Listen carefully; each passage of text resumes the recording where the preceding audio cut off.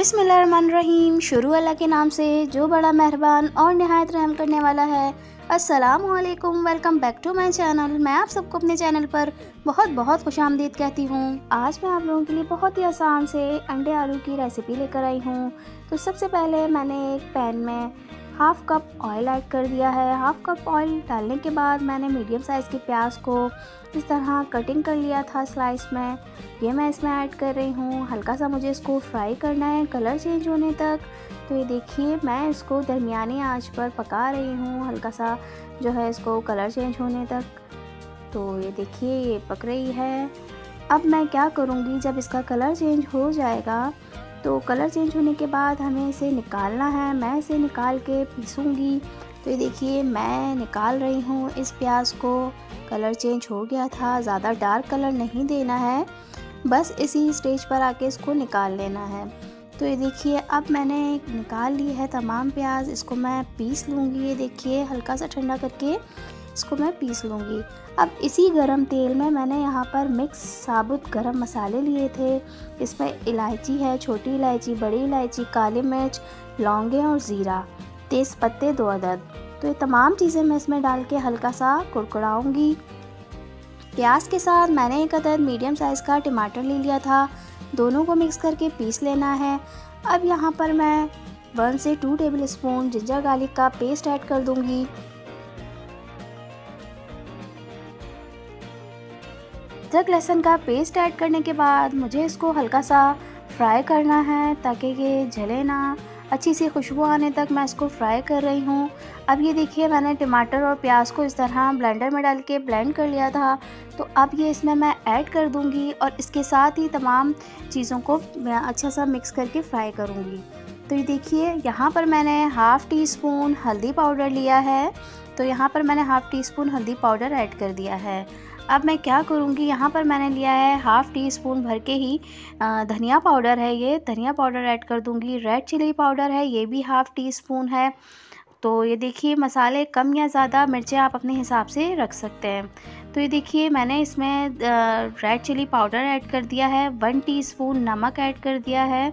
तो अब ये देखिए मैं इसको अच्छा सा मिक्स करके भूनूंगी। यहाँ पर मैंने 3 अदद दरमियाने साइज़ के आलू लिए थे। इनको मैंने छील लिया था और कट करके इस मसाले के साथ ही मैं भूनूंगी। मसाले को तेल छोड़ने तक अच्छी तरह से भूनना है। जितना अच्छा मसाला भूनेंगे उतना ही मज़े का हमारा ये सालन तैयार होगा। तो ये देखिए मैंने इसको खूब अच्छी तरह से भूना था। तेल सेपरेट भी हो चुका है और एक अच्छी सी इसके कलर निकल कर आ गया है और बहुत अच्छी खुशबू आ रही है। तो ये देखिए अब मैं हल्का सा पानी इसके छींटा पानी का देती जाऊंगी और इसको और भूनूंगी। तो ये देखिए मैंने इसमें पानी ऐड कर दिया है। बहुत अच्छी खुशबू आ रही है। तो आप भी इसी तरह मसाले को अच्छी तरह से भूनिएगा, तो तब जाके जो है ये बहुत मज़े का सालन तैयार होगा।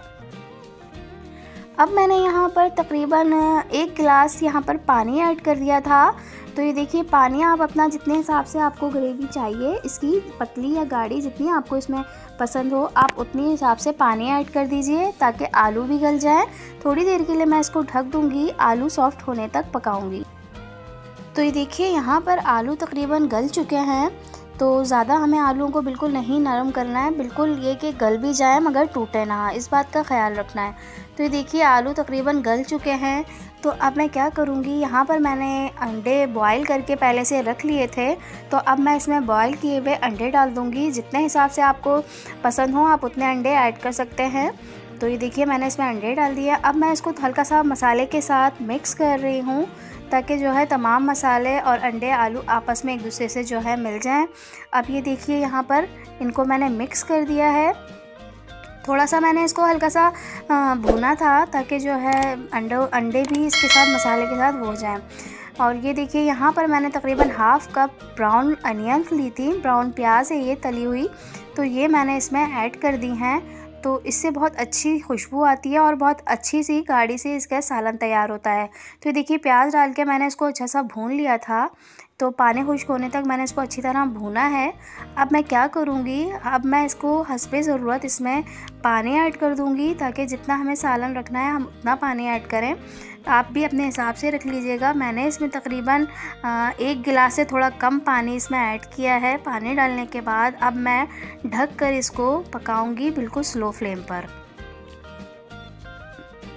2 अदद मैंने बड़ी वाली हरी मिर्चें ऐड कर दी हैं, आप चाहें तो ज़्यादा भी ऐड कर सकते हैं। तो 2 अदद हरी मिर्चें ऐड कर दी हैं और 1 टीस्पून गरम मसाला पाउडर इस पर मैंने छिड़क दिया है। अब मैं क्या करूँगी, ये तमाम चीज़ें इस पर छिड़क कर डालने के बाद इसको ढक दूँगी और स्लो फ्लेम पर इसे दम पे रख दूँगी।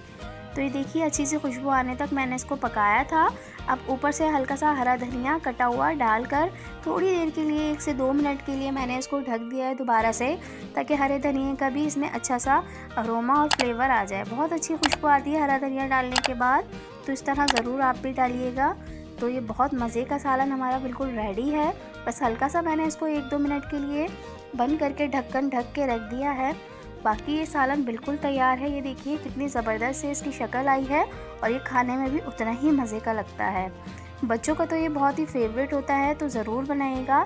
बहुत आसानी से झटपट बनने वाली ये रेसिपी है। मैं डिश आउट कर रही हूँ और आप ज़रूर बनाइएगा और मुझे कमेंट्स करके ज़रूर बताइएगा कि आपको मेरी रेसिपी कैसी लगी। और जो मेरे चैनल पर न्यू हैं तो प्लीज़ मेरे चैनल को सब्सक्राइब कर दीजिए, लाइक कर दीजिए और शेयर भी कर दीजिए फ्रेंड्स एंड फैमिली में। तो चलती हूँ, जब तक के लिए दुआओं में याद रखिएगा। फिर हाजिर होंगी कोई आसान सी रेसिपी के साथ। तब तक के लिए अल्लाह हाफिज़।